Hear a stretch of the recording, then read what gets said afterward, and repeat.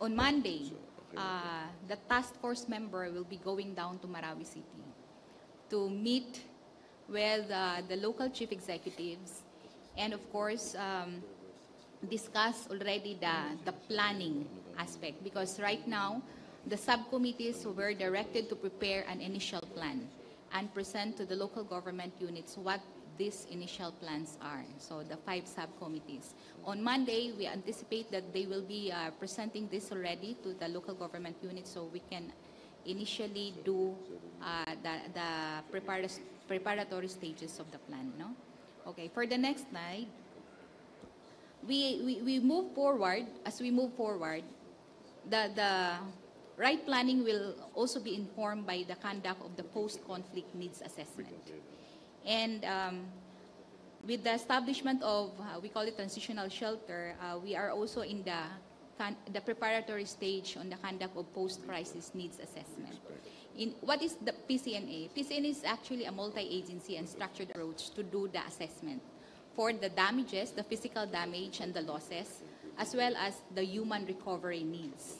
Because in the case of Marawi, it's very important that we recognize human recovery. And at the preparation stage is actually this week. We are tapping the necessary officials coming from the task force members to join us in the conduct of post-conflict needs assessment. And we will also be doing capacity building for the local government units representatives, as well as academic representative from the Mindanao State University, either in Iligan or in Marawi itself, the MSU in Marawi, because we'll be engaging them in the post-conflict needs assessment. So they have the local knowledge, they can speak Maranao, they knew the culture, and of course the history of the area. No? And that's very critical in the post-conflict needs assessment. So this will be done on, initially, our target period is 2nd to 3rd week of July, and the deployment of the teams on ground. And this is subject to clearance of the Armed Forces of the Philippines. But right now, our indicative date is 2nd to 3rd week of July to 2nd week of August. And the data consolidation will be done on the 2nd and 3rd week of August, and the approval of PCNA report. This will be presented to the task force as well as to the NDRMC, the National Disaster Risk Reduction and Management Council. This will be on 3rd week of August, if all things went well. No? And the second phase is actually the recovery and rehabilitation, which will include the preparation of the plan, as mentioned earlier by Secretary. And this plan we will be calling Bangon Marawi Comprehensive Rehabilitation and Recovery Program. So this is also identified in the administrative order that we need to come up with one based on the clustering of the subcommittees. So one is reconstruction, the second is housing, third is health and social welfare, fourth is business and livelihood, as well as peace and order. And all the dimension of this particular cluster will be recognizing that there's importance on healing and reconciliation, as well as conflict resolution in the area. And that will be an integral part of the plan. And this is targeted to be done August. So if we can finish with the PCNA on time, this plan will be formulated by August. And the approval is targeted in the 2nd week of September. And implementation, again, it's a multi-year implementation. Hopefully, we can start by September onwards. Okay, so that is the update from the task force on Bangon Marawi, and hopefully we can have one good update by next week, right after the discussion and initial planning with the local government units of Marawi, Iligan, and Lanao Sur, as well as the Autonomous Region of Muslim Mindanao. Thank you. Thank you, Ms. Alegre. Presidential Spokesperson Ernesto Abella.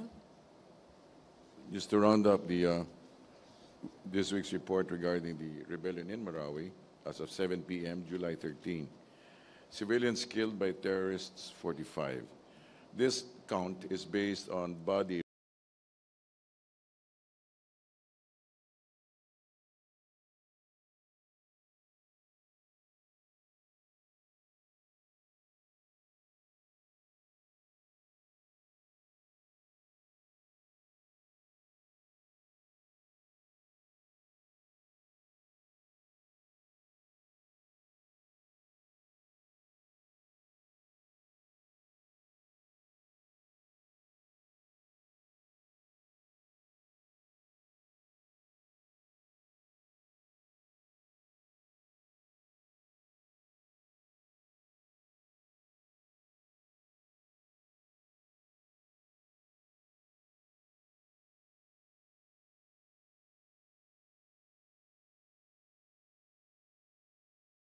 garb believed to have been executed by terrorists.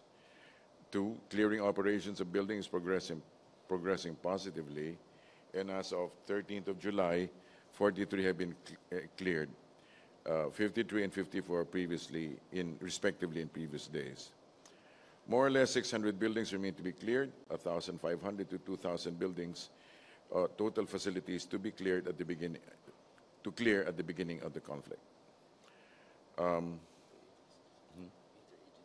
Interagency Task Force, Bangon Marawi preparation underway, and GTG Ranao link up ongoing. Just now to give you an update on the status of cash donations. As of 14:20 yesterday, 13th of July, here the status of the cash donations. For Marawi casualties, we have 5,554,823 and 23 centavos. And for Marawi IDPs, that's 779,727.21. Please. Good morning. Thank you, sir. The Armed Forces is leaning forward on its linkage with the Interagency Task Force Bangon Marawi. And 2 of our engineering brigades are already on the ground, working closely with the other agencies that are in charge of the early recovery phase, primarily the preparation of the temporary resettlement area. The temporary resettlement area, which is expected or projected to house about 3,000 evacuees who are right now in the evacuation centers, is a major project that has to be undertaken even before hostilities end, to enable the local government and the national government to relocate and improve the living conditions of the evacuees who are now in the evacuation centers. As was mentioned, the AFP belongs to 2 subcommittees of the Interagency Task Force, one of which is the reconstruction, and the second one is the Peace and Order subcommittee led by the DILG. We will work closely with all these agencies to ensure that the task at hand in the reconstruction, rehabilitation, and rebuilding back of Marawi into a stronger, more resilient community becomes better. We will ensure the residents of Marawi that the armed forces will not leave the area until we have ensured that normalcy has returned and that we have been able to help each and every resident get back to their normal lives. That means to say the assistance of the armed forces will be there to provide security, to provide assistance along with the Interagency Task Force, and a host of other duties that will be given to us. That is all from my answer. Okay, MPC, can we have your questions first for Secretary Benjamin Diokno? Hannah Sancho. Morning, Secretary. Sir, you have mentioned na may mga countries na gustong tumulong. Can you cite po anong mga bansa po ito, sir? I cannot cite the specifics, but I know that the World Bank and ADB has already approached us. No? They're willing to help. Okay. The U.S., sir. Wala po.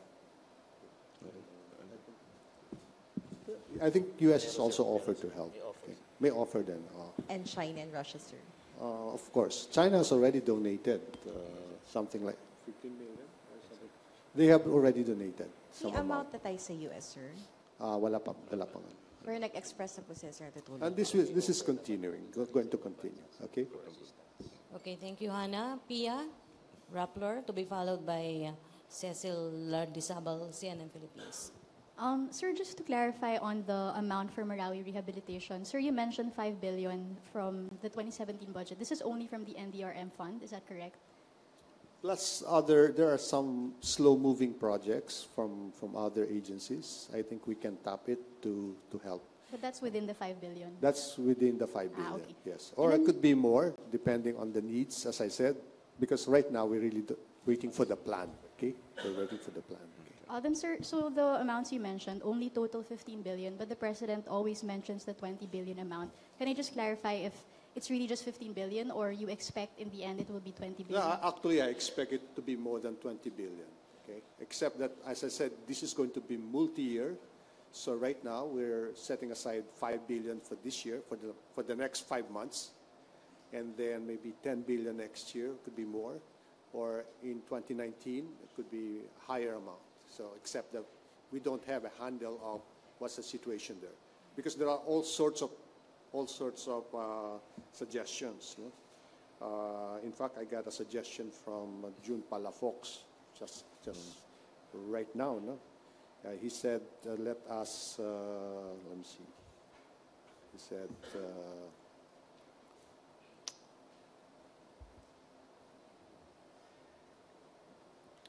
He said, let the ruins be, let's leave the ruins as is, no? Yun ang kanyang suggestion. Let the ruins be like a memorial for peace, a museum for destruction of a peaceful city by terrorism, narcopolitics, lack of vigilance, and ineffective local governance, etc.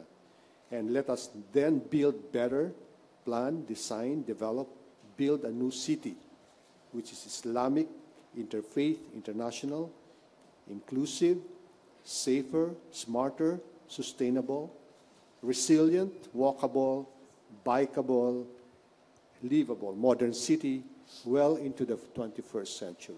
Okay? So that's one of maybe the proposals, and we're looking at many proposals from not only from the government but also from the private sector. Sir, just on the foreign groups that have promised assistance, is the European Union and United Nations among those groups? Yes. I think they are also offering, but I cannot talk of the specifics at this time. Right? So they've actually made the concrete UNDP has offered also. Oh, right. I know that Hungary, for example, is also trying to offer some assistance to the agricultural sector, and that's also in Mindanao, etc. Okay, thank you, Pia. Cecil? Sir, you mentioned about... I also, let me add, Indian government has also offered. Okay. Sir, you mentioned about the 2018 national budget, which is 3.767 trillion for to be submitted, for submission as a Congress on SONA.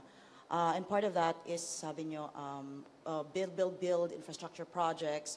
One of the sources would be tax reform package, but the tax reform bill is still pending at the Senate. So how do you think will this impact on the big infrastructure projects of the administration? We're confident that the tax reform package that Secretary Dominguez is pushing will be approved before the end of the year. We're talking of 2018.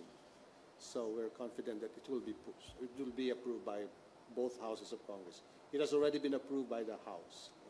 So it's a priority measure, and I think that's one of the content of the President's SONA, to appeal to the Senate to approve this bill. Because it's not only fair, I think we need it if we want to be competitive, and if we want to give 99% of Filipinos a break, because this tax program, the tax system that we have has not been adjusted since the Ramos years. Because it's taking an uphill climb at the Senate this time.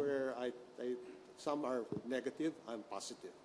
I think it will be pushed. It will be approved. Okay, thank you. Joseph Morong, last question tayo kay Joseph for Secretary Diokno. Sir, dun po sa 2017, you said there's going to be 5 million from different agencies. Billion. Sir, hindi naman to, di ba ang sa DAP is dapat end of year before you transfer? So, but it is going to be what? Paano ba yun? Interagency transfers, or halimbawa DSWD has a slow-moving project, within DSWD then yung movement ng pondo? No, the bulk of this will come from the NVRAM fund, all right? And then the contingent fund. And then there are some agencies are already offering, right now, they have already communicated with me and say, look, we cannot spend this sum. So we can actually use that to augment the NVRAM or the contingent fund. Okay? Sir, just as an aside, kasi we might let you go. Sir, yung pong sa BIR, there's a deputy commissioner there, si Clint Aranas, no? And I understand, sir, that Commissioner Dulay asked that his investigative powers be removed from his office and transferred to the commissioner. That one you rejected, no? July the 6th or 7th, I think. Why did you reject, sir, the request? No, that's on the basis of the recommendation of my staff, that this is not sound practice, and so I rejected it. Okay. Sige, sir. Okay, last three, Deo de Guzman, Philip Tubesa, and Darrell. Sir, balik lang tayo sa national budget. May I ask, sir, kung magkano exactly yung inilaan natin for 2018 sa infrastructure? You said second siya sa pinakamalaki from DepEd. It's here in the handout. If I'm not mistaken, it's about 6.9% of GDP. And that amount is in the handout, the first handout. Okay? There's a table. Yes, sir. So that's DOTC, DPWH, and some... So lahat na po yun. Lahat na po yun. So, punta po tayo sa 2017 national budget, sir. How much of the infrastructure budget sa 2017 ang nagastos na half of the year? But that's a premature question because we're halfway, right? Yung pong, yung sa half pa lang po, magkano po na-disperse? Actually, I'll get the report by July 15, unfortunately, because there's a lag. Okay? So we have to look at what was spent from January to June, end June, and there's usually a 2-week lag before I get the information. Are you looking But at... it's picking up. Speeding up. In May, I think, if I'm not mistaken, it went up by about 30%, and preliminary data for June, about 21%. So are you seeing na makakaabot tayo ng full disbursement, 100%? I'm confident that it will hit something like 90% by the end of the year. Yeah, kasi, That's a record. That's a record. Apo. Sige po. Thank you, sir. Okay, Philip Tubesa. Good morning, sir. Doon po sa infrastructure program natin, how much do we intend to borrow yung sa 160 to 180 billion dollars? May estimate na po ba tayo? Hindi kasi the way it's funded. Fungible kasi yun. Sometimes we borrow for this. But let me give you some orders of magnitude. Our deficit is about 3%. That's our target, okay? 3% of GDP. Okay? Our infrastructure program will be, as I said, about 6.9%. So we're actually putting a lot of the money that we'll borrow for infra, okay? Which is an investment for the future. Okay lang naman yan eh. Okay lang yan. So we're spending more for capital formation than what we're borrowing. Okay? Put it that way. Okay, thank you. Last question, Darrell? Hi, sir. Good morning. Sir, may I know what's your forecast for the second quarter GDP? I don't do forecast. Let's just wait, okay? Let's just wait. Sir, a second question. Is the government worried po on that the peso has reached near 11-year low, and what is the impact of this on the Build program, sir? No, you know me. My position has been that let's leave it to the market. Right now, a peso depreciation favors more than half of the Filipinos because of the overseas Filipino remittances. Okay, so I'm not worried about the peso depreciation. Okay? I think, sir. And right now, our target, we relax it a little bit, is up to 52. Okay, so 48 to 52, I think that's our target. And you know, whenever you have a peso depreciation, that is favorable to our export sector, which will then create more jobs. And as I said, though the families of overseas Filipino workers like this, okay, the peso depreciation, because that will increase their purchasing power. Okay, and we're not too dependent on foreign loan because of the inflow of BPO income and also the overseas Filipino remittances. And in fact, as I told you, our gross international reserves, which is a stock of dollars that is kept by BSP, is 13.7% in terms of monthly requirement. The rule of thumb is 3 months. If you have a gross international reserves equivalent to 3 months of your import requirement, you're okay. Ours is 11.7%. So crisis or no crisis, we're okay. So I'm not afraid of the devaluation. Okay, thank you. Secretary, last question. Joseph Morong, GMA 7. Sir, bilang nasa budget naman yung usapan. Sir, yun pong mga private individuals, I've asked this last week ata kay Spokesperson, but from the budget perspective, no? Yun pong mga private individuals whose houses, whose businesses have been affected, paano, sir, yun? Iko-compensate pa sila ng government? May mabibigay ba na tulong in terms of maybe rebuilding their... That's a policy decision. Okay. Normally, we give assistance to those which are fully damaged, certain amount, and partially damaged, certain amount. So, but I think we could even increase this because this is not man-made calamity. This is not natural calamity, right? There was really damage caused by the war in Marawi. So, but that will be decided upon maybe pretty soon. Okay, pretty soon. Okay, thank you. Thank you, sir. Thank you, Joseph Morong. Thank you, Budget Management Secretary Benjamin Diokno. Maricel Halili, TV5. Hi, sir. Good morning. General Padilla. Sir, may we know if you already gave your recommendation to the President when it comes to martial law extension? Right now, the assessment is on its concluding stage and will be given to the Chief of Staff, who will then do his vetting on the recommendation and eventually submitted to the Secretary of National Defense for submission to the Commander-in-Chief. The Secretary is the administrator of martial law and will necessarily have to have his inputs into the document. Okay, sir. So how soon do we expect that AFP will give the Today is the 53rd day, if I'm not mistaken, of the martial law period. We still have about a week. We hope to give the recommendation way before the deadline. Sir, kasi I understand may meeting si Presidente with some lawmakers on Monday as announced by some senators, and one of the topics will be the extension of martial law. So I'm wondering if it's possible to give the recommendation before the meeting on Monday. I am sure that the President is getting updates so regularly, and he may even have an advanced copy of the recommendation prior to that. Because he is the Commander-in-Chief and he has to know, of course.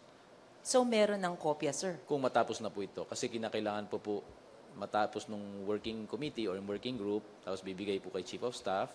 Pagkatapos titingnan po ni Chief of Staff ito, bago niya idulog kay Secretary Lorenzana. Pero maaaring magbigay po ng advance copy sa mahal na Pangulo para sa kanyang reference. Advance copy before Monday? Opo. Okay. Actually, nagbibigay naman po talaga ang Defense Department sa Armed Forces ng daily update sa kanya. Sir, last na lang. Sabi po ni Presidente, give him at least 10 to 15 days. Yes. Kaya ba yun, sir? Parang actually, lahat tayo nagnanais na tapusin na ito. Kung ako lang ang tatanungin nyo, dapat tapos na to ngayon o bukas sana. No? Pero may mga complexity kasi yung main battle area. At alam naman natin po kung ano yung mga ito. Kaya nagiging maselan. Pero given this fact, our troops are leaning forward. They really want to finish this fight as soon as possible. And that's why they're all determined to hold on to the territory that was held already by our troops. Ayaw na nilang umatras kung meron mang pangangailangan. Lahat sila, sulong-sulong lahat at gusto nilang tapusin ito. Dahil pag hindi po natapos ito, karamihan po ng ating units ay mananatili dyan sa pangmatagalan. At gusto rin naman po nilang matapos para makabalik na sila sa kanilang mga himpilan. Thank you, sir. Okay, questions? David de Guzman.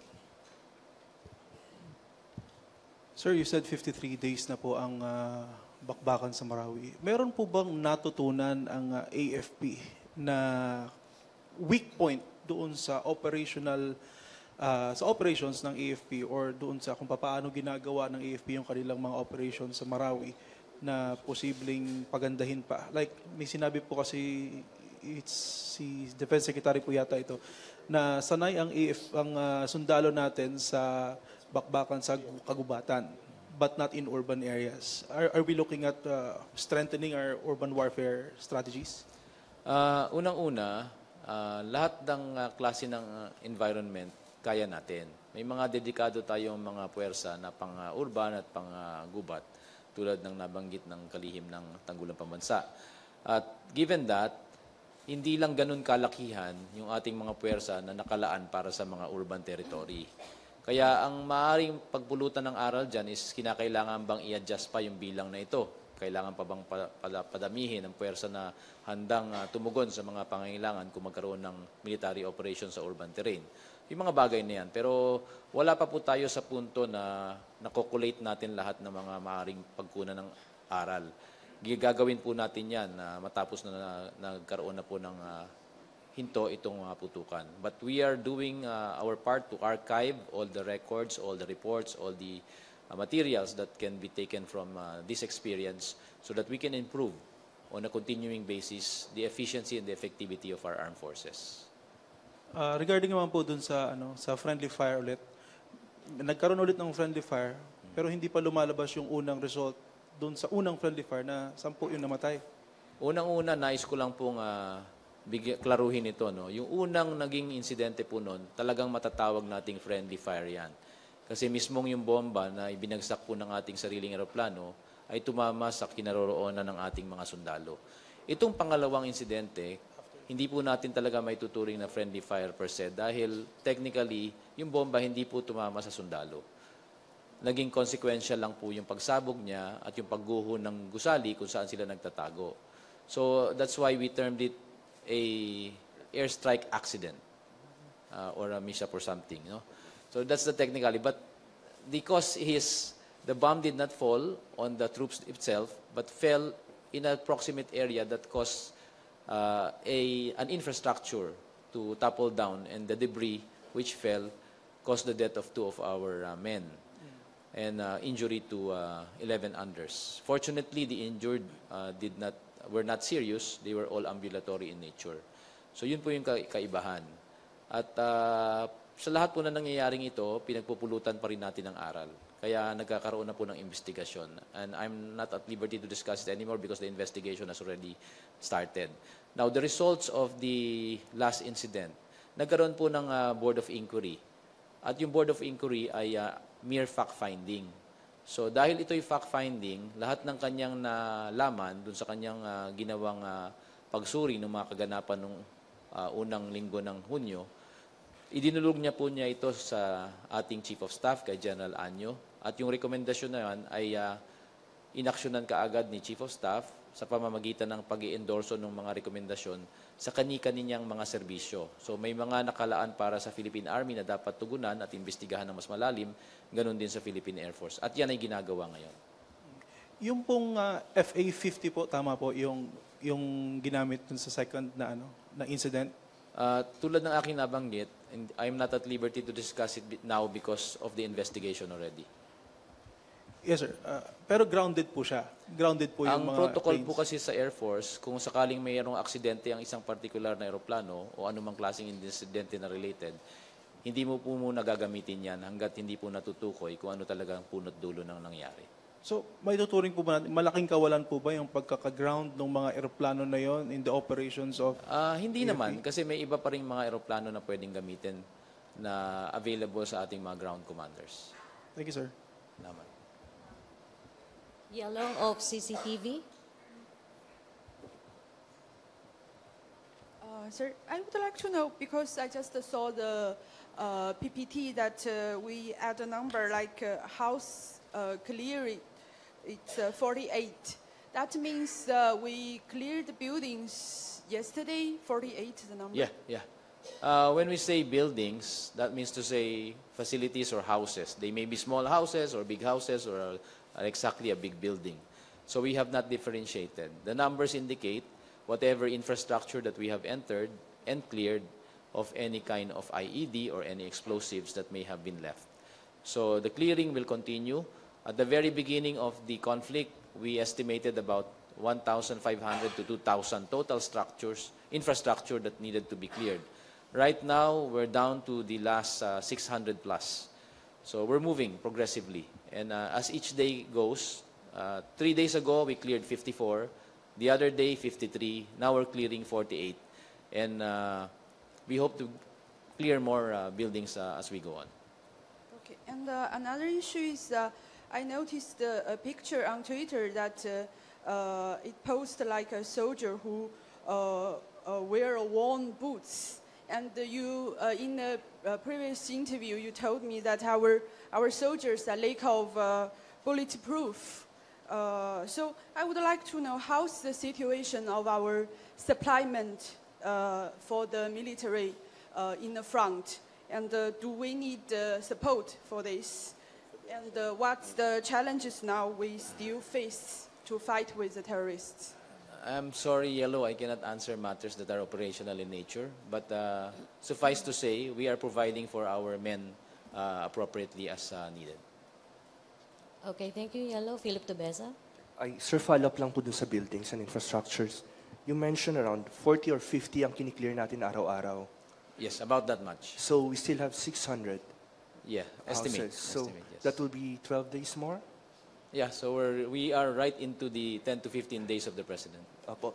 But Pero- the 10 to 15 days is beyond the SONA, by the way. So don't Oo expect nga it po. to be before the SONA. Yes, and yung expiration po kasi ng 60 days ng martial law is on Saturday. So Right.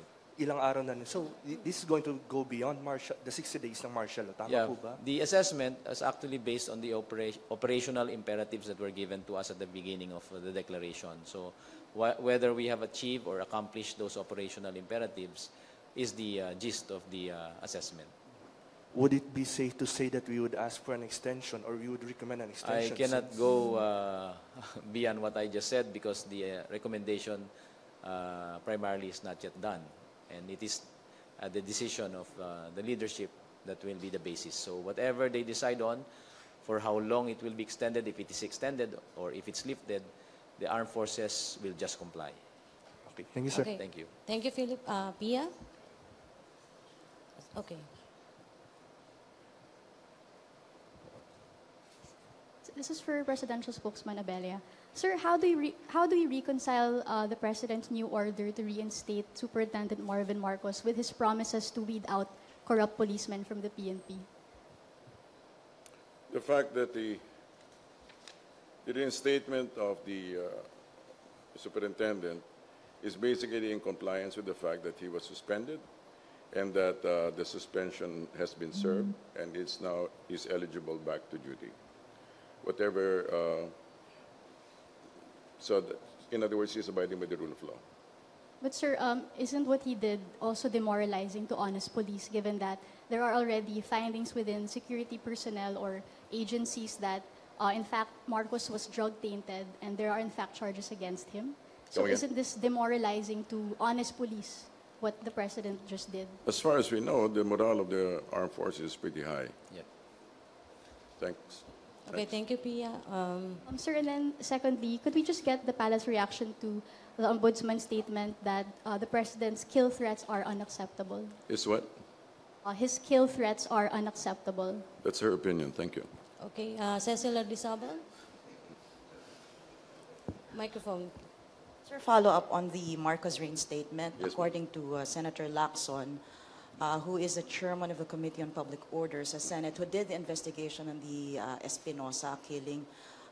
There will be an investigation after the SONA on the reinstatement of Marcos.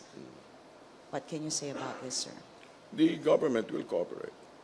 I mean, the government through the PNP will cooperate with any investigations. We have always participated in any hearings, and we will continue to abide by that. How do you think, sir, We don't this think. What can you say, sir, kasi the President has already reinstated Marcos, and Yes. yet legislators are saying that they are actually condemning the Yes. reinstatement and that there will be an investigation specifically on the Like I said, reinstatement. we will participate through the concerned agency. Okay, thank you. Pia Gutierrez? General, the PNP Chief Bato de la Rosa has said that he wants an extension of martial law in Mindanao. How big a factor will this be in the recommendation that you're crafting right now, sir? Well, all the inputs of other agencies will be considered. Similarly, that of the PNP will be considered because they're part and parcel of the security sector. So all other inputs, particularly those that we culled from our own men in the ground, who are principally those involved in the fight, as well as of the local government, will be part of that. Was the LGU considered also in Yes, the I think assessment? our ground commanders did their homework.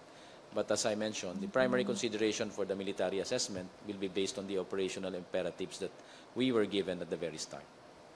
Okay. Okay, Spokesman Abella. Sir, the Marawi LGU has expressed their disappointment na hindi sila kasama sa Task Force Bangon Marawi. So how do we answer this, sir? And also to be clear, ano po ba talaga yung role ng LGU ng Marawi, sir, in our recovery and rehabilitation efforts of the city? Best address to... Opo. Bago ko po ibigay kay Director Lenny, baka may idadagdag siya. Kami po sa Armed Forces, importante po, mataas po ang tingin natin sa ating mga kasamahan sa LGU. Kasi kabahagi sila ng ating ginagawang operasyon dyan at bukod dyan, malaki ang kanilang magiging role sa pagbangon ng Marawi. They being the leaders duly elected by the people of Marawi City. So kung sino yung nahalal, ibig sabihin, nasa kanila ang confidence ng taong bayan at kinakailangan marinig natin yan. So sa pagbangon ng Marawi, kinakailangan sila rin ang isa sa mga principal entities, interagency task force natin na siyang magli-lead sa pagbangon ng Marawi. Kaya importante ang role nila. Ngayon, tungkol dun sa sinasabi na hindi sila naging kabahagi, make provision naman po dun sa may administrative order na nakalagay na ang LGUs ay kinakailangan maging party po ng proseso. Maaring hindi lang na-expand yung provision na yon, pero nandoon nakasaad po. At batid naman namin na simulat sa poll nung nagsimula yung ating early recovery stage, kinoconsult po sila. So hindi po maaring hindi sila maging kabahagi. They must and will always be part. Okay, thank you. Ma'am Lenny Alegre. Gusto ko lang dagdagan din yung point ni General da hindi ibig sabihin na hindi ka kasama doon sa napangalan ng ahensya ay hindi ka na-involved sa recovery and rehabilitation. And binigyan ng delegated authority ni President si Chairperson S&D Lorenzana to engage whoever is necessary to be there. And wag po natin kalimutan na sa local government code natin, ang LGU po ay napakalaki ng boses sa kanilang kanya-kanyang lugar. Kaya nga po, nabanggit ko kanina, hindi pa man lumabas ang Administrative Order 3, nagpunta na po kami sa Iligan at nagkaroon na po ng early recovery meeting ang National Disaster Risk Reduction and Management Council together with the local government units. Kasi inilam na po namin kung ano yung mga pangangailangan nila at ano yung preference nila in terms of redevelopment. If I can call it that way, redevelopment of Marawi City. And may mga inputs na po sila na kinukonsider ng task force members, especially yung mga lead ng ating committees, na kailangan maisama po doon sa planning stage ng ating paggawa ng Comprehensive Recovery and Rehabilitation Program. So sa Lunes po, ngayon may meeting sa kanila, and then sa Lunes ay ipo-formalize natin na ilatag yung initial plan. So hindi po natin gagawin yung plano na wala pong partisipasyon ng LGU. Malaki po ang participation ng LGU. And of course, pagdating din po sa financing, meron naman po silang stake doon sa financing po. Pero beyond po dun sa mga consultation na ginagawa, asking for their participation, may active role din po ba sila within the task force? Yes. In fact, nung kami ay unang pumunta nung June 30, kaagad-agad po, kahit hindi pa na-publish yung membership ng task force, si local government ng Marawi, si Marawi City Mayor, may nakahanda ng lugar. 10 hectares for relocation or temporary shelter site. At napakaganda po ng lugar. Kaya kung kayo'y mapunta doon, bisitahin nyo rin para makita nyo. Alabagyo po yung lugar, ang klima, at saka magandang hindi ka may stress, kumbaga. So, maganda siyang site for those na kailangan nating dalhin ulit sa kanilang nakasanayang environment. Yun po. Okay, thank you, Joseph Morong. Last 3 questions. Joseph, Philip, 4, Deo, and Hannah. Sir, kay spokesman muna. Yes. Sir, sa Bucor, has the President accepted the resignation of Mr. De Los Santos? Yeah. Ang pagkakaalam ko is he has submitted his resignation, and we respect that, and we thank him for serving the administration, and we're confident that reform initiatives that he spearheaded under Oplan Pagbabago will continue, and we bid him good luck. Okay. Sir, kay Superintendent Marcos, why couldn't the President just let him go? Come again? Kay Superintendent Marcos, why couldn't just the President let him go? Why couldn't the President just let him go? What do you mean just let I him mean, go? like, he wanted them reinstated, and then yung mga kasos... By the way, of correction, it's not a reinstatement. He was never dismissed. He was simply suspended. So basically, that was the process. He was suspended, he served his suspension, and he's back in active duty. All right, sir. So BIR, sir, is the president aware of some sort of an infighting between one of the deputy commissioners and the commissioner himself? I'm not sure about his. I'm sure he's constantly updated every day, and I don't know about the details, but I'm sure he is. Just last one for both spokes, General Padilla and spokes. Yun pong sa Turkish embassy, did we verify that? Is that what they're saying is true, sir? May mga Turkish terrorists in the Philippines? We're closely looking into it. I just cannot have a reply to you now because the inquiry has not yet been finished. So the revelations need to be looked into very carefully. So that's what we're doing right now. Okay, Alright, thank you. Brief na lang MPC, Philip Tubesa, Deo, and Hannah. Ay kay General Padilla po, ilan pa pong terrorists ang remaining sa Marawi? Sa estimate ng ground commanders natin, sa bilang ng kanilang nakikita, nasa mga 80 pa daw yung mga kalaban na naiiwan sa loob. At yung sa 4 na barangay na patuloy nating pinapasok, yung 2 doon kasi makana-kana lang ang nagiging labanan. Pero yung 2 natitira pa ay medyo matindi pa rin. So maaaring nandun nagkukuta yung mga leaders ng grupong ito or mayroon silang binabantayan na hindi pa natin alam. What about, sir, yung civilians na trapped or Ang hostage? civilians, patuloy na nananatili sa about 300, including the hostages, yung unaccounted, according to LGU. Kay Secretary Abella po, sir, yung kay Ombudsman Morales lang, meron po siyang specific statement na the President is goading or egging people to arm themselves and kill drug suspects daw po. I think she's really taking it out of context. You know, again and again, we've stated about how the president expresses himself, and that particular statement may have been taken out of context. Thank you. Thank you, sir. Deo? Sir, balik tayo sa Bucor. Ganun na lang po ba yun? Kasi parang wala po bang command responsibility na under Bucor chief na nag-resign ay nandun pa rin yung drugs? Wala po bang mangyayaring investigation kung bakit nagpatuloy yung drugs? And how about yung kung tatanggapin po ba ni Presidente yung suggestion ni Secretary Aguirre na is endorsing, I think, new DBP Chief Junicio Santiago to replace Benjamin? Let's wait for the process to unfold.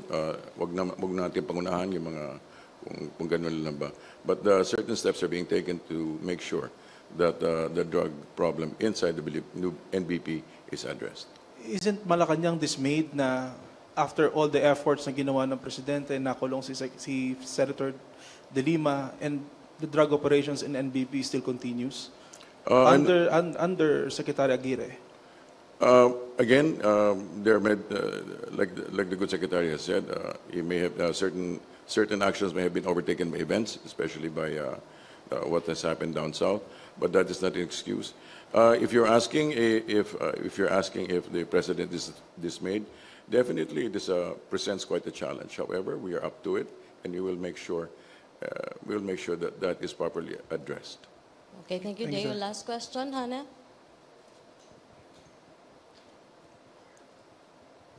For Secretary Abella, sir, Yes, ma'am. reaction dun sa sinabi ni Senator Gordon na... Senator? Senator Gordon. Yes. Tinawag niyang duwag si Bato dahil hindi niya kayang diretsuhin si Pangulong Duterte na dun sa reinstatement po kay Bato. You're asking me if it's... Reaction po dun sa sinabi. Well, that's what he said.